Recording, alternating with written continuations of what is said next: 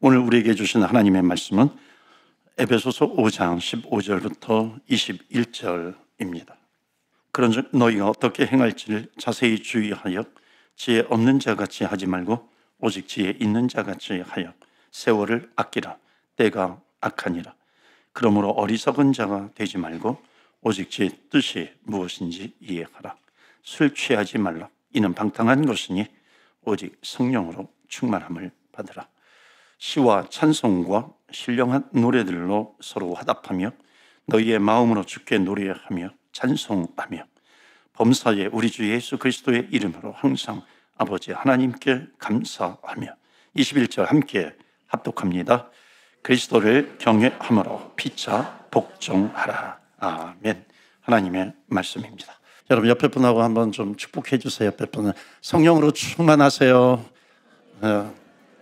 성령 충만이 무슨 뜻인지 몰라도 한번 여러분 순종하면서 성령 충만하세요. 기독교에 우리가 하나님 또 예수님 그 다음에 성령님 삼위일체 하나님이 계신다라고 하는 것 믿음의 초신자들도 좀 알 수 있는 그런 부분이기도 합니다. 그동안 성령 시리즈로 쭉 말씀을 전했는데 오늘은 어찌 보면 이 마지막 부분이기도 하고 또 독립적인 설교이기도 합니다. 성령에 대해서 말씀을 전했는데 이것을 우리 삶 속에 어떻게 적용을 할 것인가, 그래서 풍성한 삶을 나눌 수 있을까 기도하면서 준비하다가 우리 에베소서 5장 15절부터 21절까지 말씀은 그동안 제가 많이 이 본문을 가지고 금요일이라든지 특세 때라든지 또 코비드 지난 다음에 2022년도에 그 에베소서 강의 설교를 진행하기도 했습니다. 그때 이제 에베소서 5장 이 본문의 말씀을 가지고 나누기도 했습니다. 그래서 적용을 할 수 있는 성령 충만을 적용할 수 있는 부분이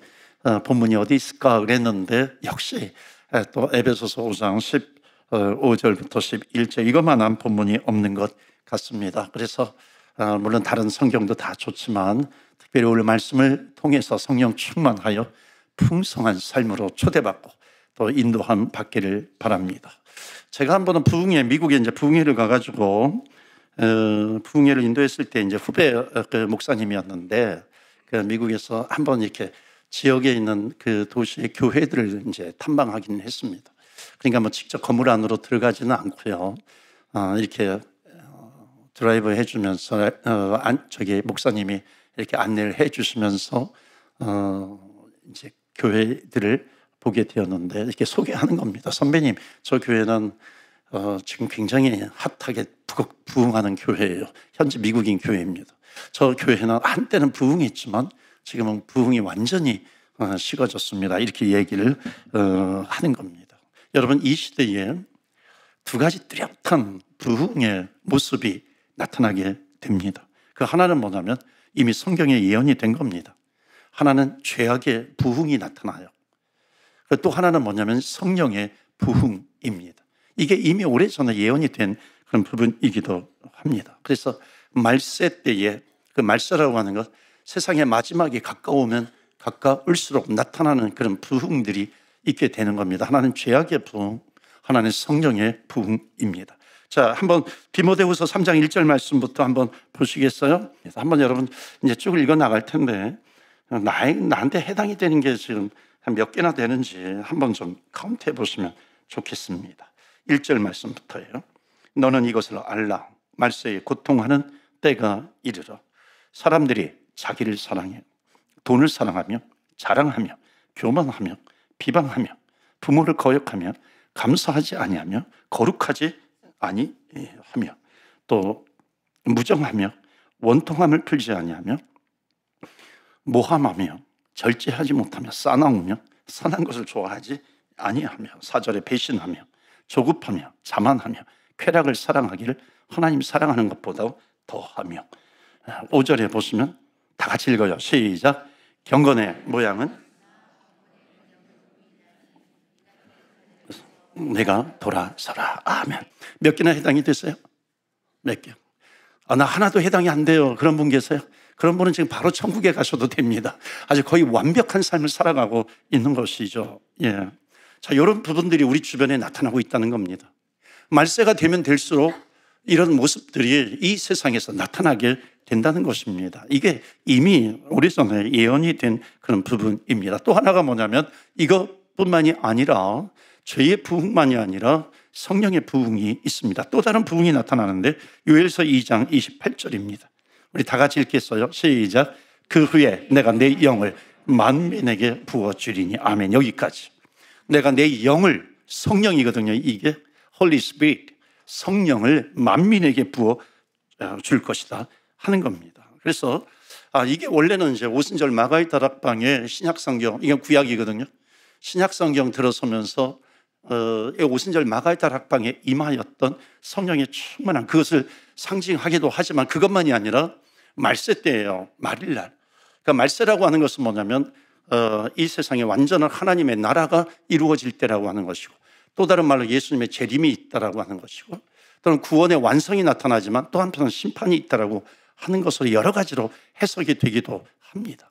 그러니까 그때가 다가오면 다가올수록 한쪽으로는 죄의 부흥이 있겠지만 또 한쪽으로는 강력하게 하나님께서 성령을 부어주시는 그런 역사가 있을 것이다 라고 하는 것을 말씀하고 있습니다. 그러니까 인간의 역사 가운데 죄악의 부흥도 있었고요, 어느 시대이든지, 또한 초대교회 때부터 시작을 해가지고 존 웨슬리가 나타나는 18세기라든지 또는 19세기 미국의 부흥이 엄청났거든요. 유럽에 또 부흥도 있었고 20세기에 그것이 더욱 활발하게 나타나게 됩니다. 그 부흥의 열기가 한국으로도 전파가 되기도 하고 인도라든지 이런 나라에게 전파가 되기도 합니다. 앞으로 21세기가 지금 진행되고 있는데 21세기는 성령 운동하는 교회가 전 세계의 교회를 주도하게 되어 있습니다. 또 한편으로는 그렇지만 실제로 지금 시대에는 이전에 경험해 보지 못한 엄청난 죄악의 풍조, 그것에 휩싸이게 될 겁니다. 그런데 또 놀라운 한 가지는 청년들 중심으로 해서 이전에 경험하지 못했던 가장 강력한 성령의 충만한 역사, 찬양의 운동이 나타나게 될 것입니다. 오늘 우리 교회에 청년부가 있고요, 또 30세 이상 링크 청년들이 있어요. 30세, 40대. 그러니까 청년부야, 이거는 싱글입니다. 그래서 30대 이상, 40대, 50대도 있나요? 50대는 없어요? 60대도 있어요? 없어요? 네, 그래서 그 싱글 청년들이 이 셋째 주에는 같이 예배를 드리고 있습니다. 앞으로는 이 청년들을 중심으로 해서 또 강력한 성령의 운동이 나타나게 될 것이라고 하는 것을 확신하고 있는 겁니다. 여러분, 우리 교회는 그렇기 때문에 아무리 세상이 죄악이 나타나고 그것이 아주 풍성하게 나타난다 할지라도 우리 교회는 성령으로 충만한 교회가 될 줄로 믿습니다. 아멘. 앞으로 성령 충만한 교회, 성령의 운동이 있는 교회가 세상의 교회들을 인도해 간다라고 하는 것을 말씀하고 있습니다. 여러분, 우리가 운동을 할 때 즐거운 마음으로 합니다. 식사를 하고서 산책을 하기도 하고 가볍게 조깅을 하기도 합니다. 이럴 때는 기분이 좋아요. 상쾌합니다. 그런데 어느 순간에 그 산책이 아주 고통으로 바뀔 때가 있습니다. 그것이 뭐냐면 제가 군대 갔을 때 경험을 했는데 10kg 이 완전군장을 하고 또 MC-16 총을 메고 100km 행군을 하는 겁니다. 그럼 100km라고 하는 거 엄청나게 길잖아요. 물론 특수부대는 400km 행군을 하기도 합니다. 여러분, 행군을 하면 더 이상 그것을 산책이라고 얘기하지 않습니다. 그것은 산책이 아니죠. 그것은 고통입니다. 고문이에요. 우리 이민의 삶을 살아가고 있습니다. 어떤 사람은 산책 같은 인생을 사는 분도 계시지만 또 어떤 분은 행군처럼 힘들어 하시는 분도 계십니다. 천리 행군, 400km 행군을 하는 사람한테 들었어요. 저희 형님도 400km 행군을 했는데 어느 때는 마지막 이렇게 너무 힘들어가지고 그냥 다가오는 차에다가 그 차에 자기 몸을 막 이렇게 던지고 싶은 그런 충동이 일어날 때도 있다는 겁니다. 하도 힘들어서 그러는 거죠. 여러분, 우리의 인생이 정말로 지칠 때가 있습니다. 하던 일을 그냥 그만두고 쉬고 싶다라고 하는 생각이 들 때도 있잖아요. 정말로 힘든 것이 뭔지 아세요? 삶의 미닝, 의미를 찾지 못하는 겁니다.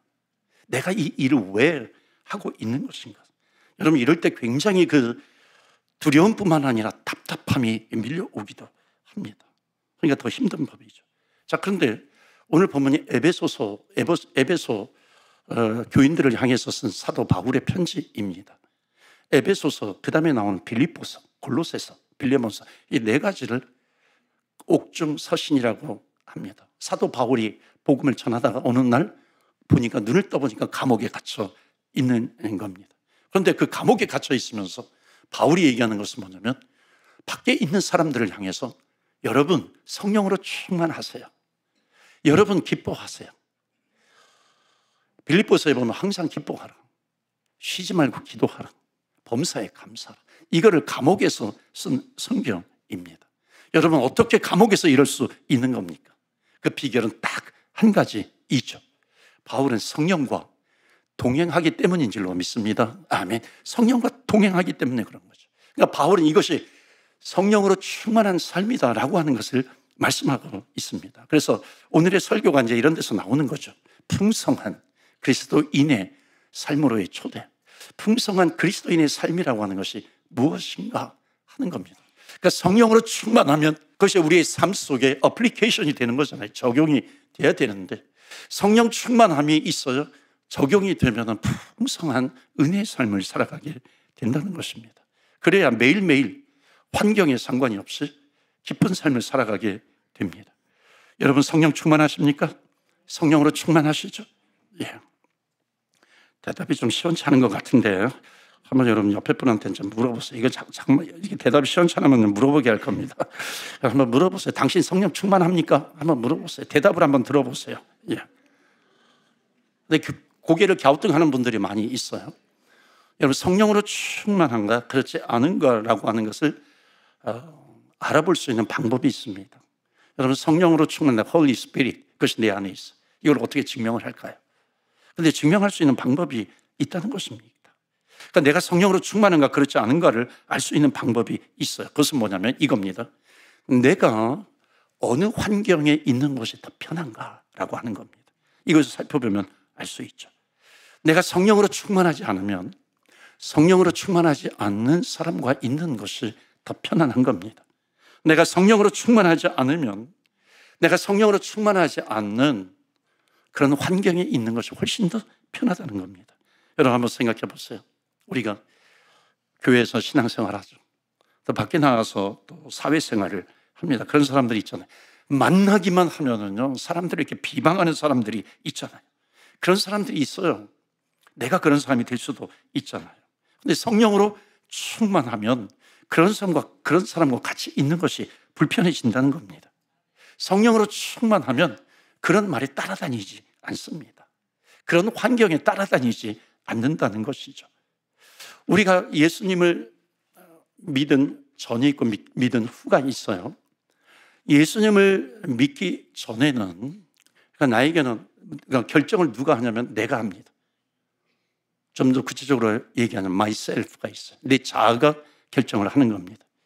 자, 자아가 결정을 할 때 자아라고 하는 것이 그냥 독립적으로 딱 존재하는 게 절대 아닙니다. 내 자아라고 하는 것이 반드시 영향을 받게 되어 있습니다. 감정의 영향을 받기도 하고, 어떤 내 지식, 내가 쌓은 지식이라든지 지혜라든지 이런 것에 영향을 받기도 하고, 내가 내 인생 살아왔는데 그 인생 가운데 내가 경험한 것을 가지고서 내 자아가 그것을 경험에 영향을 받기 때문에 내 자아가 뭔가를 결정을 하게 되면 영향받은 그것이 기준이 되는 것이죠. 그런데 예수님을 영접해요. 어느 날 주님을 만나요. 인격적으로 예수님을 믿게 되면 성경의 약속이 뭐냐면 그 순간에 성령님께서 내주하신다는 거예요. dwelling. 내 안에 성령님이 계세요. 이거는 말씀으로 주님께서 주신 약속이기 때문에 예수님을 나의 주님으로 영접합니다. 예수님을 나의 구세주로 영접합니다. 그럴 때 성령의 내주가 있는 겁니다. 그러니까 성령의 내주가 있으면요, 어떤 현상이 나타나냐면, 희미하게나마 내가 구원받은 하나님의 자녀가 된 것은 아닐까. 처음부터 확신하지는 않아도 나에게 이터널 라이프라고 하는 영원한 생명이 있다 그러는데 그 생명이 나에게 임한 것은 아닌가. 이것에 대한 확신을 갖게 되는 겁니다. 자, 그런데 이게 끝이 아니에요. 내주하시는 성령님이 있어요. 드웰링이야. 내 안에 거하시는데 내 안에 거하시는 성령님께서 그냥 내 안에 거하셔가지고 그냥 가만히 있는 게 아니죠. 그냥 뭐 주차장에 있거나 저기 뭐 어디에 있거나 그런 게 아니라 내 안에 성령님이 와 계시면 반드시 성령님은 하나님의 소원을 나에게 말씀하십니다. 하나님의 뜻이 무엇인가? 하나님의 마음이 무엇인가? 이것을 우리에게 가르쳐 주시는 겁니다. 자, 이때예요. 이때 중요한 것은 뭐냐면 예수님을 믿은 사람들이 있죠. 예수님을 믿었던 사람, 믿은 사람들이 느끼는 공통점이 있습니다. 주인이 둘이 되는 거예요. 그 순간에는. 그러니까 내 인생의 주인이 둘입니다. 하나는 뭐냐면 내가 예수 믿기 전에 해왔던 myself가 있어요. 계속해서 영향을 받은 myself가 있어요. 예수님을 영접할 때 Holy Spirit, 성령님이 내 안에 거주하신다는 겁니다. 자, 중요한 것은 뭐냐면 이것이 이렇게 충돌을 하게 되는데 이때 혼동하기 쉬운 것이 있습니다. 특히 나는 성령으로 충만해, 이런 사람들이 혼동하기 쉽고요. 신앙생활의 그 경험이 오랫동안 있는 사람들이 혼동하기 쉬운 것이 있습니다. 그것은 뭐냐면 여러분, 내 자아의 생각하고 myself, 이 생각하고 그 다음에 성령님의 생각하고 혼동할 수 있다는 겁니다. 왜 그러냐면 여기에 중요한 이유가 있어요. 내가 예수 믿기 전에도 내가 생각한 것이 다 틀린 게 아니거든요. 내가 생각한 것이 예수 믿기 전에도 옳은 것이 있어요. 예수 믿기 전에 착한 생각을 내가 하잖아요. 맞아요. 근데 여기에서 오는 오해가 뭐냐면 이겁니다. 내가 생각하는 내가 생각하는 그런 착한 생각들, 이것이 성령님의 생각과 동일할 것이라고 하는 오해가 생기게 됩니다. 그럴 때가 있다는 겁니다. 근데 성경은 분명히 말씀해요. 육으로 난 것은 육이요, 영으로 난 것은 영이니라. 육으로 났다라고 하는 것은 뭐냐면은 내가 내 감정, 내 경험, 이것에 영향받은 나예요. 이걸 육이라고 표현을 한 겁니다. 내 자아가 되는 거죠. 그러니까 그것은 성령에서 나오는 것이 아니라 아무리 그것이 착한 생각이라 할지라도 육에서 나오게 된다는 것입니다. 아무리 내 의의를 주장을 한다 할지라도 이것이 옳아 그렇다 할지라도 그것이 육에서 나온 것이라면은 육의 열매밖에는 맺지 못한다는 것을 말씀합니다. 그것을 어떻게 알 수 있냐면 이제 중요한데요. 이 성령님의 소원을 따라서 의를 행하면 반드시 그 공동체에 평화가 옵니다. 이상하죠? 내 의가 발휘가 되면은 분열이 옵니다. 이것은 옳은 것 같아요. 내 생각이 옳은 것 같은데 공동체에게 상처를 줄 때가 있다는 겁니다. 그런데 성령님의 소원을 따라서 행하면 평화의 열매를 맺게 되는 것입니다. 많은 사람들이 혼동하는 것이 있어요. 내 경험과 내 생각과 내가 판단하는 것, 내가 판단 중에 옳은 것이 있었기 때문에 주장하는 것이 있어요. 여러분, 그런 것은 다 무너지게 되어 있습니다. 왜냐하면 그것은 내 자아거든요. 그것은 내 고집이거든요. 만약에 성령님의 인도하심을 받지 못하면 어떤 문제가 생기냐면 가장 비참한 것이 뭐냐면 영적인 분별력을 잃어버리게 됩니다. 영적인 분별력이 없어져 버려요. 목사가 성령으로 충만하지 못하면요, 영적인 분별력 무너져 버립니다. 아무리 설교를 준비하고 성경을 읽고 그렇다 할지라도 말씀이 아니라 내 인간적인 myself, 내 자아의 얘기를 하게 되는 겁니다. 아무리 성경을 많이 연구해도. 그런데 성령님을 의지해요. 성령님을 의지하면 성령님이 하시는 말씀을 듣게 되는 겁니다. 전하게 되는 것이죠. 듣는 사람들이, 거꾸로 듣는 사람들이 성령으로 충만하지 못하면 성령님이 하시는 그 말씀을 내가 육으로만 듣는 겁니다. 그런데 성령이 하시는 그 말씀으로 들으면 어떤 일이 벌어지게 되냐면 myself라고 그랬죠. 내 자아. 다른 말로 하면은 성령이 있다면 Holy Spirit, my spirit이라고 하는 것이 있어요. my soul 이렇게도 얘기할 수 있는데 내 자아가 깨지게 되는 겁니다. 그래서 여러분, 영적으로 충만하지 못하면 아주 큰 병이 생겨요. 그것은 은혜를 받을 수가 없습니다. 은혜 받기가 힘들어요. 왜? 성령님의 음성을 들을 수가 없습니다. 성령님의 음성을 듣지 못하면 깨달음이 없습니다. 그런데 이런 순간이 있어요. 뭐냐면 어느 날 말씀이 갑자기 이렇게 리빌 한다 그러잖아요. 이게 계시로 말씀이 막 이렇게 비춰지기 시작할 때가 있어요. 그러니까 말씀 앞에 내가 서 있는 거예요. 내가 읽었던 말씀인데 말씀이 나를 치는 겁니다. 그 말씀이 칠 때 나타나는 현상이 뭐냐면 내 자아가 깨진다라고 하는 것은 뭐냐면 아, 내가 지금까지 잘못 살았구나. 정말 지금까지 잘못된 길을 가고 있었구나. 내가 하나님 앞에서 죄인이었구나라고 하는 통회의 눈물이 나오고 자복의 눈물이 나오고 회개의 눈물이 나온다는 겁니다. 그때 성령 충만함이 본격적으로 시작이 됩니다. 그래서 베드로 사도가 그랬죠. 3,000명, 5,000명 모인 데에서 성령을 선물로 주시는데 회개하라 외쳐. 회개하면 하나님께서 성령을 선물로 주신다. 사도 바울이 깨달은 것도 바로 이겁니다. 그러니까 사도 바울이 그렇게 깨지기 시작을 한 거죠. 그러니까 성령으로 충만하면 내 자아가 깨져버리는 겁니다. 내 자아가 부서져 버리는 것이죠. 성경에 보면 예수님의 발 앞에서 향유컵을 깨운 여인이 있었어요. 향유컵을 깨가지고 그 향유로 예수님의 발을 씻겨주고 예수님의 머리를 씻겨줍니다. 여러분, 향유컵을 깨뜨렸다는 것이 뭐예요? 내 자아를 깨뜨렸다는 겁니다. 그러니까 내 자아를 깨뜨리게 되면 내 안에 성령님이 내주하시는데 내 자아가 깨지면 깨질수록 성령님이 내 안에서 흘러나오게 되는 겁니다. 이것이 성령의 충만함이죠. 그런데 성령님이 내 안에 계심에도 불구하고 내 자아가 너무나도 견고해요. 내 자아가 절대로 깨지지 않아요. 성령님이 계시는 것 같은데 성령의 열매를 맺지 못하는 겁니다. 여러분, 여기 18절 말씀 그 다음 보실까요? 우리 15절 16절 읽었는데 18절 말씀 다 같이 읽겠어요. 시작. 술 취하지 말라. 이는 방탕한 것이니 오직 성령으로 충만함을 받으라. 아멘. 여기 술이라고 하는 단어는 대표 언어입니다. 비교하려고 하는 거예요. 여기에다가 어떤 것이든지 집어넣을 수가 있어요.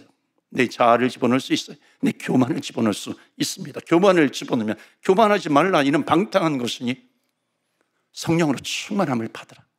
여러분, 예수님을 믿는다라고 하는 것이 뭐냐면 성령님이 내주하신다라고 하는 뜻은 무엇이냐면 내가 이 땅에서 살고 있지만 내가 구원받았다라고 하는 것은 무슨 뜻이냐면 예수님을 영접함으로 말미암아 이것은 뭐냐면 내가 천국과 연결이 되어 있다는 거예요.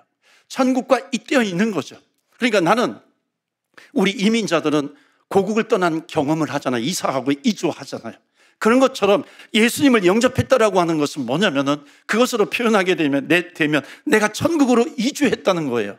천국으로 이사했다는 겁니다. 아직까지 완전하진 않지만은 말씀 때 완전함이 드러나게 되는데 완전하지 않지만 내가 지금 천국으로 이사 갔구나. 그것을 깨닫게 되는 겁니다. 그러면 어떤 현상이 나타나냐면 여러분, 그 지역으로 이사 가게 되면 반드시 그 지역에 문화라고 하는 것이 있어요. 습관이라고 하는 것이 있습니다. 내가 천국으로 이사 가면은 천국의 문화가 나에게 있는 것이죠. 그 천국의 문화가 나에게서 나와야 하는 것입니다. 그런데 여기 술이라고 하는 것은 대표적인 것인데 여기에다가 음행을 넣어보세요. 음행하지 말라. 이는 방탕한 것이니 오직 성령으로 충만함을 받으라. 더러운 말을 한번 넣어보시겠어요? 더러운 말을 하지 말라.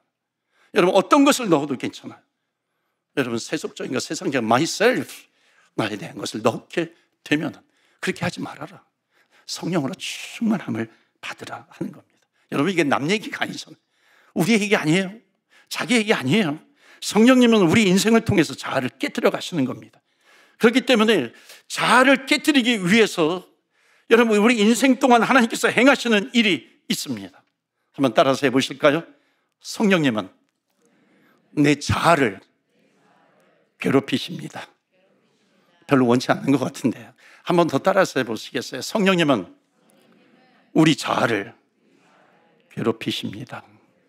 여러분, 이게 불신자의 눈으로 보면은 참 괴로운 거지만 믿음의 눈으로 보면은 성령님이 우리를 훈련을 시키는 과정입니다. 여러분, 고통이 없이는 안 깨어져요. 깨어지지 않는 사람입니다. 우리는 굉장히 견고한 자아를 가지고 있어요. 때로는 내 육신의 건강을 빼앗길 때가 있습니다. 재물을 빼앗길 때가 있죠. 이별의 아픔이 있을 수가 있어요. 내 자녀를 통해서 우리 집에 주시는 그런 고통이 있을 때가 있습니다. 그런데 믿음의 눈에서 보면 이것은 재앙이 아닙니다. 내 자아를 깨뜨리고자 하시는 성령님의 훈련이라고 하는 겁니다. 여러분, 오히려 가장 큰 심판이 먼저 하세요. 우리가 그러잖아요. 자녀들에게 너 호접하고 가 그러잖아요. 이게 뭐냐면 신학적으로는 유기의 심판이라는 겁니다. 유기의 심판이 뭐냐면 유기하는 거예요. 버려두는 거예요. 너 그냥 마음대로 살아. 나는 관심 갖지 않을게. 내 자아가 견고함에도 불구하고 내가 성공하고 있어요. 아무런 일들이 발생하지 않아요. 여러분, 이것은 축복이 아니에요. 내 자아가 든든하게 있어요. 여러분, 이것은 성공이 아니에요. 이거는 복이 아니라 유기의 심판이에요. 하나님께서 버려두셨다라고 하는 거예요. 심판이라고 하는 겁니다. 그래서 여러분 앞에 어떤 문제, 어떤 어려움이 있으면 여러분 기뻐하시기를 바랍니다. 왜냐하면 하나님께서 우리를 깨뜨려 가시는 과정이에요. 성령님이 나를 깨뜨려 가시는 과정이라고 하는 것이고, 그렇다면 성령으로 충만할 수 있는 너무나도 좋은 기회가 되기도 합니다. 여러분, 성령님의 전략이 있어요. 내 마음대로 안 되게 하시는 겁니다. 내 마음대로 안 되게 하다가 어느 날 그 사람이 주님 앞에 나와요. 성령으로 충만하기를 원하시는 겁니다. 그래서 여러분, 교회에서 왜 성령의 충만함을 강조하는지 아세요? 초대교회 때 교회가 세워질 때에 반드시 그 전에 있어야 될 것이 있어요. 그것은 뭐냐면 성령의 기름 부으심이 있는 겁니다. 여러분, 예수님은 하나님으로서 인간의 몸을 입으시고 이 땅에 내려오셨어요. 그러니까 하나님을 가장 인간의 눈에 보이는 그 하나님으로서 그것을 100% 완전하게 발휘하신 분이 누구냐면 예수 그리스도입니다. 마찬가지예요. 교회를 세우실 때 하나님께서 성령을 부어주시는 겁니다. 그 하나님의 완전하심을 드러내는 통로가 뭐냐면 성령이라고 하는 겁니다. 그래서 교회를 누구에게 맡겼냐면 성령으로 충만한 사람들에게 맡긴 겁니다. 하나님께서 교회를 맡기신 거죠. 예수님께서 교회를 맡기신 거예요.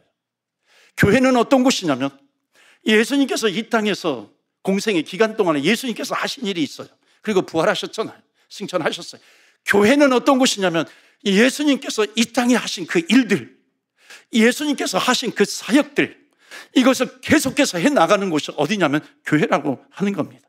그런데 그것을 해나가기 위해서 반드시 필요한 것이 뭐냐면 성령의 충만함이다라고 하는 것을 말씀합니다. 그래서 땅끝까지 예수님께서 교회를 통해서 땅끝까지 복음을 전하기를 원하시는 겁니다. 왜냐하면 예수님께서 제자들에게 그 말씀을 하신 거거든요. 우리 메시지 읽어볼까요? 끝날 때가 다 됐는데 첫 번째 메시지 우리 다 같이 읽겠습니다. 시작. 하나님은 성령 충만한 사람이 교회를 이끌어 가기를 원하신다 하는 겁니다. 그래서 초대교회 때에 분쟁이 생겼어요. 그럴 때 7 집사를 선택하는데 첫 번째가 뭐냐면 성령으로 충만한 사람을 선택을 합니다. 그 다음에 믿음이 있고 지혜가 있고 칭찬받는 사람, 이거는 첫 번째 성령으로 충만하면 그것은 따라 나오게 되어 있다는 것입니다. 여러분, 오늘날에도 성령님을 따라서 살아가는 것이 그래서 얼마나 귀한 것인가 하는 것을 말씀하고 있습니다. 여러분, 19절 말씀 보실까요? 우리 19절 말씀 다 같이 읽겠어요. 시작. 시와 찬송과 신령한 노래들로 서로 화답하며 너희의 마음으로 주께 노래하며 찬송하며. 중요한 부분만, 포인트만 짚을게요. 이제 성령으로 충만한 사람들이 누리는 풍성한 삶이 있는 것입니다. 그것은 뭐냐면 첫 번째로 뭐냐면 시와 찬송과 신령한 노래를 해라. 하나님 앞에 그 고백을 하라 하는 겁니다. 그렇다면 너희들 풍성한 삶을 살아갈 수 있어. 두 번째 메시지 다 같이 읽어요. 시작. 성령님은 우리를 찬송의 삶으로 이끌어 가십니다. 찬송함으로 말미암아 풍성한 삶으로 우리를 인도해 가시는 겁니다. 그래서 여러분 시편에 보시면요, 시편 마지막 150편으로 되어 있는데 마지막으로 가면 갈수록 죄다 어떤 내용이냐면 찬양하라, 주님 앞에 찬양하라, 모든 악기를 동원해서 하나님을 찬양하라, 찬양하라. 풍성한 삶에 대해서 알려주고 있습니다. 20절 말씀 보실까요? 다 같이 읽어요. 시작. 범사에 우리 주 예수 그리스도 이름으로 항상 아버지 하나님께 감사하며. 세 번째 메시지 다 같이 읽어요. 시작. 성령님은 감사의 삶으로 인도하신다. 아멘. 감사의 삶으로 인도하시는 풍성한 삶을 누리게 하세요. 누가? 성령님이 내 안에 계셔서 성령으로 충만하게 되면. 마지막 21절 말씀입니다. 21절 말씀 다 같이 읽어요. 시작. 그리스도를 경외함으로 피차 복종하라. 피차 복종하라라고 하는 것은 뭐냐면 피차 사랑하라 하는 겁니다. 그래서 네 번째 마지막 메시지 다 같이 읽어요. 시작. 성령님은 사랑의 삶으로 초대하십니다. 아멘.